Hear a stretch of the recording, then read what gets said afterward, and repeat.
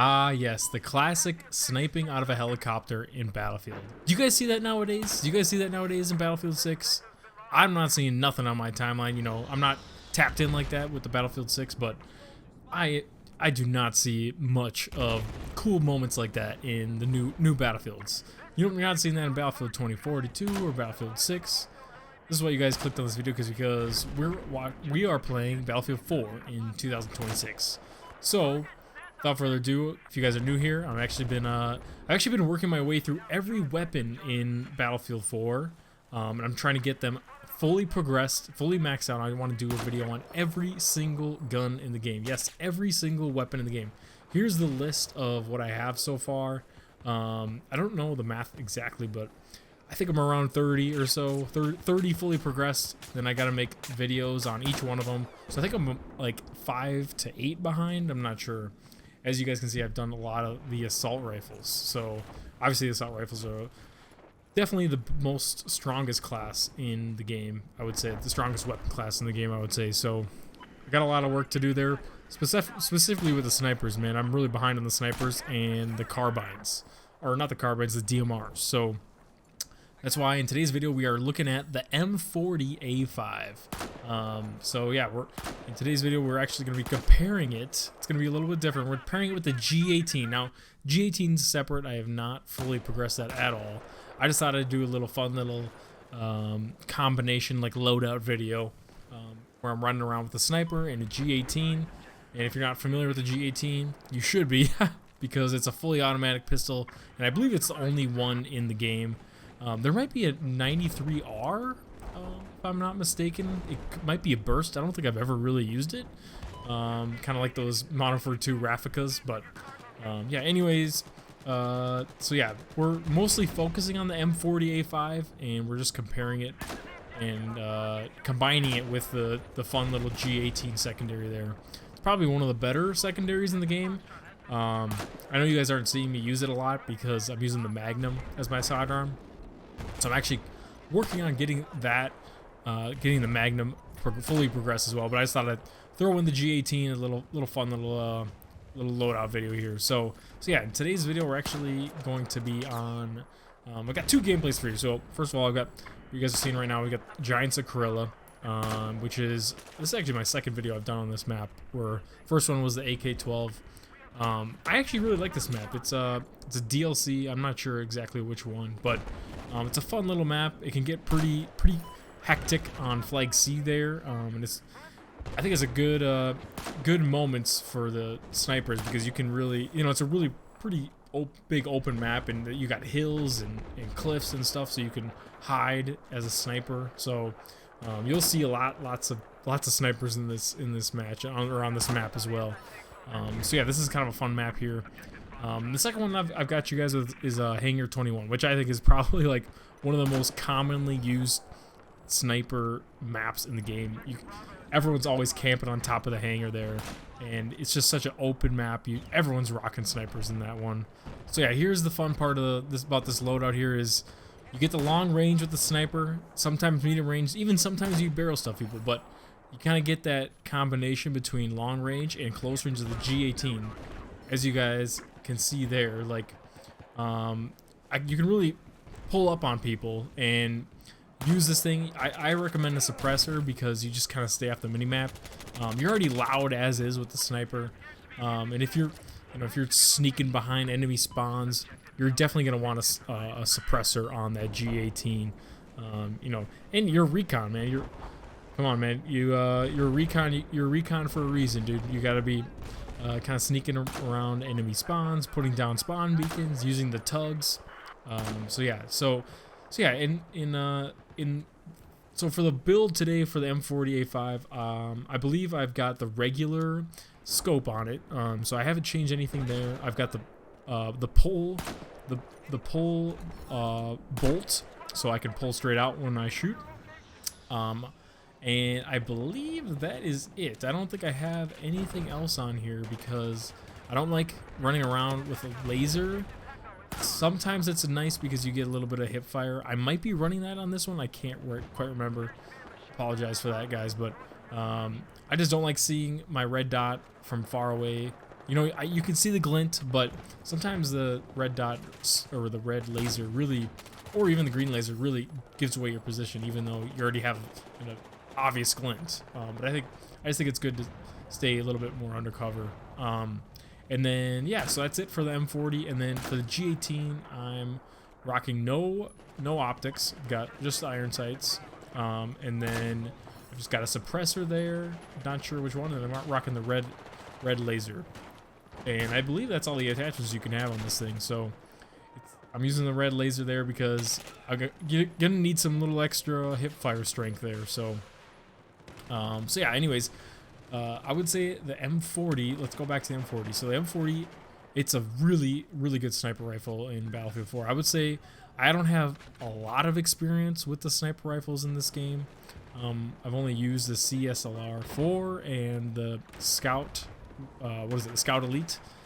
Then I've used this one, and I think I've used maybe one or two more, but not very extensively like I have with the M40 others that I just mentioned. So I can't tell you exactly how it matches up against the other sniper rifles, but honestly it feels really good. And the reason why is because it has a fast rechamber speed.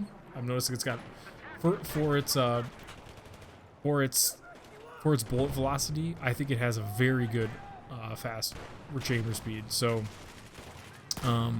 it just feels like really consistent as well. It's got a high damage, so you can really, you can really put in some shots long range. And if you need to be quick, you need to be fast, close range, barrel stuff, close and medium range, you can be.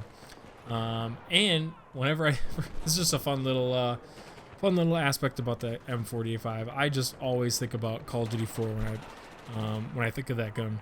It's just Call of Duty 4 is just such a good game, and I think it's just a satisfying, nostalgic weapon, and it's just kind of badass too. So yeah, anyways, I would say this is a very good weapon. Stay tuned, I'll give you guys a review later. But so yeah, basically the G18, I think it's pretty much just like a super close range kind of barrel stuff SMG. Like it's you're only working with 18 rounds. You got to make sure you're close and personal, and in my experience the hip fire is not the best on this thing, so make sure you're really aiming and shooting with this thing. But if you get close, and you can really put some damage and melt people up close if you're barrel stuffing. But so yeah, I really understand why this is one of the more popular secondaries. It's really easy to use, and it's kind of fun to use too. It's kind of a cool gun.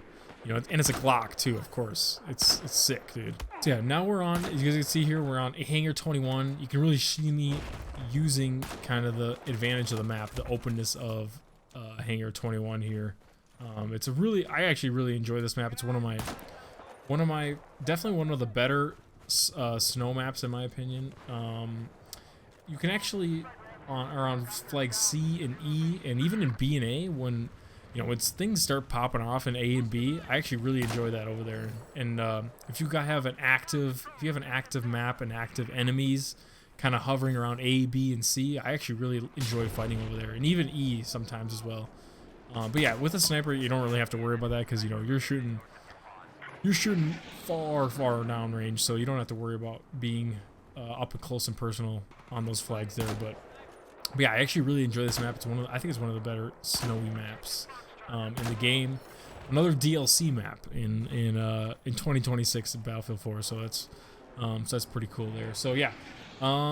Before we kind of go into the final rankings on these weapons, I think I'm going to do, for spoilers, I'm just going to do M40A5. And I'll just do a quick brief little rating on the G18. But before we get into that, I just want to go over a quick little real-life history on the M40A5. So, the M40A5 is actually a U.S. Marine Corps sniper rifle.